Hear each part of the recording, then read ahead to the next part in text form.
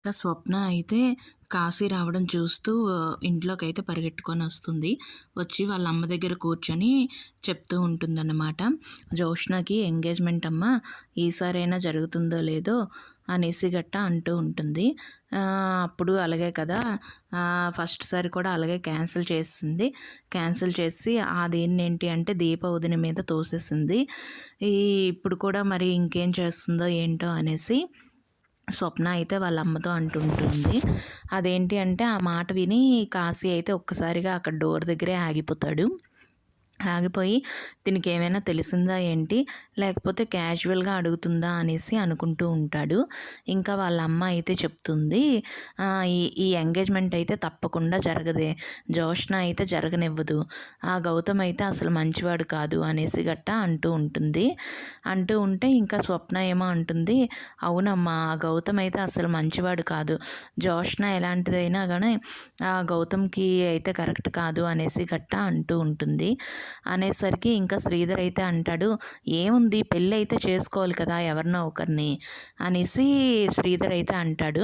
అలా అనేసరికి ఇంకా శ్రీధర్ వాళ్ళ ఆవిడైతే అంటుంది, ఈ పెళ్ళి అయితే ఖచ్చితంగా జోష్న చేసుకోదే, అప్పుడు కూడా ఈ ఎంగేజ్మెంట్ని క్యాన్సిల్ చేసింది జోష్నయేని అనేసి గట్ట అంటుంది. అనేసరికి ఆ విషయం నీకెలా తెలుసమ్మా అనేసి స్వప్న అడిగేసరికి నేను ఒకసారి రెస్టారెంట్కి వెళ్ళాను, అప్పుడు ఈ పారిజాతం గారు, జోష్న, గౌతమ్ కూడా ముగ్గురు వచ్చారు. గౌతమ్ వెళ్ళిపోగానే ఈ పారిజాతం గారును జోష్న మాట్లాడుకున్నది నేను విన్నాను అనేసి చెప్తూ ఉంటుంది. అప్పుడు ఏంటి అంటే ఎలాగైనా ఈ ఎంగేజ్మెంట్ని క్యాన్సిల్ చేసి దీప మీదకి తోసేయాలి, అప్పుడు దీప అనేది కార్తీక్ నుండి దూరం అయిపోతుంది, నేను ఎలాగైనా కార్తీక్ భార్యగానే చావాలి అనేసి గట్ట జోష్న అంటూ ఉంటుంది. అది ఏంటి అంటే ఈవిడ వింటదనమాట. ఆ విషయం ఏమో ఇప్పుడు స్వప్నకి చెప్తుంది. చెప్పేసరికి కాశీ అయితే ఒక్కసారిగా షాక్ అయిపోతాడు. అంటే దీపక్ని ఇరికించడానికి నన్ను వాడుకుంటున్నారన్నమాట వీళ్ళు అనేసి గట్ట అనుకుంటాడు. అనుకుండేసరికి ఇంకా స్వప్న అంటుంది, అవునమ్మా ఎలాగైనా దీప వదిన్ని ఇరికించాలనేసే వాళ్ళు ప్లాన్ చేస్తున్నారు. ఇప్పుడు రెండోసారి కూడా దీప వదిన్ని ఇరికించారనుకో, ఇంకా కార్తీక్ అన్నయ్య నుండి దీప వదిన అయితే దూరంగా వెళ్ళిపోతుంది కదా, అలాగ దూరం చేసేసి ఇంకా జోష్న ఏమో ఇదవ్వాలి అనేసి చూస్తుంది అనేసి గట్ట చెప్తూ ఉంటుంది. ఈ విషయానికి ఇంకా కాశీకి అయితే అర్థమవుతూ ఉంటుంది, ఓహో దీనికోసమా నాకు హెల్ప్ చేస్తున్నట్టుగా ఇచ్చేసేసి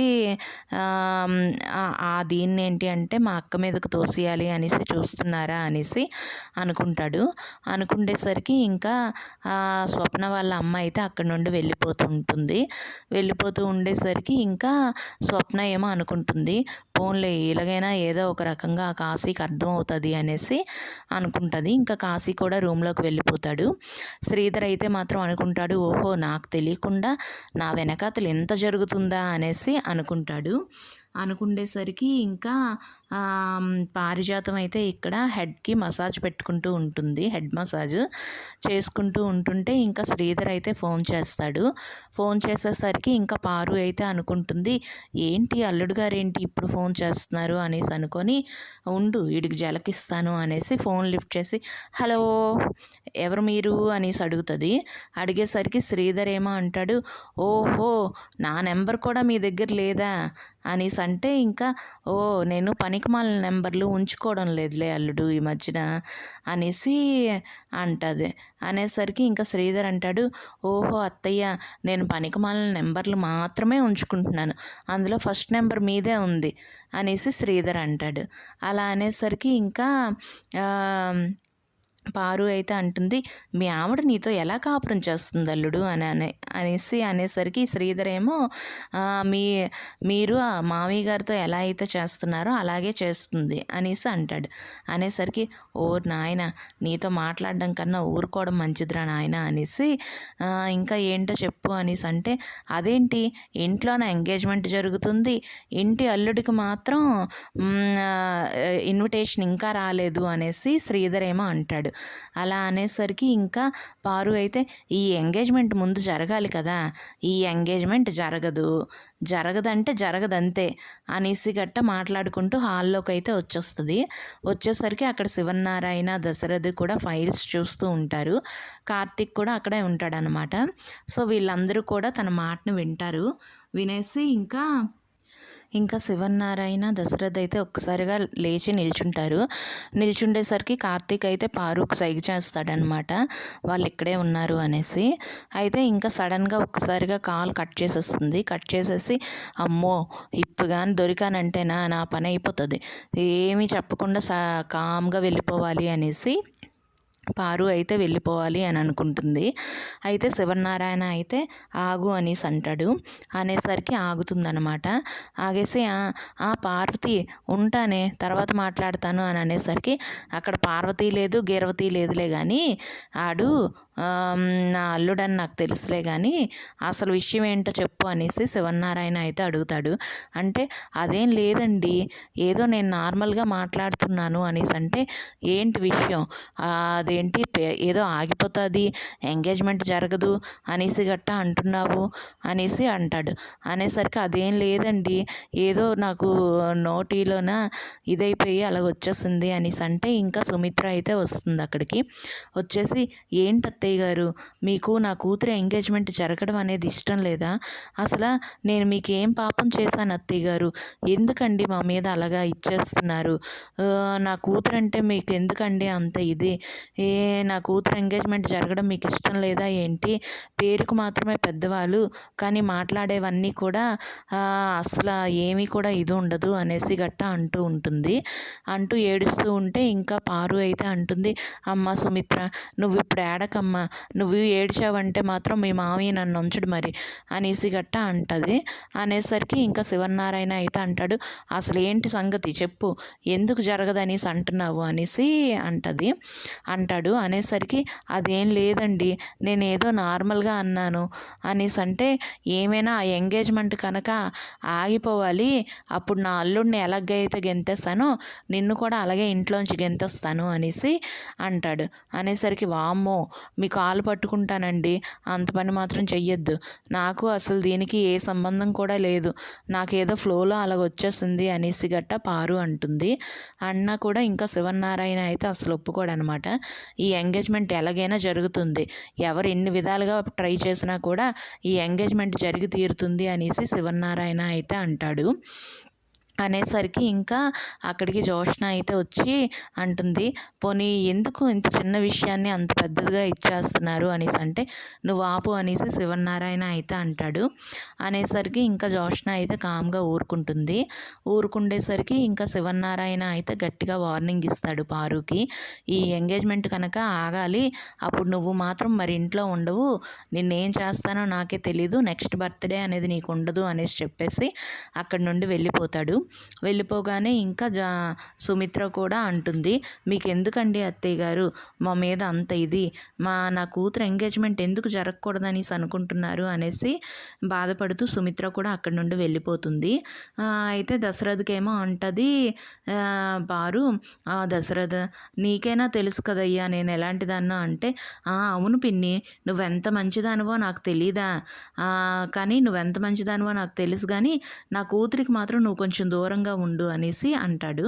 అనేసరికి ఓహో నువ్వు కూడా ఇలానే అనుకుంటున్నావా అని అంటది.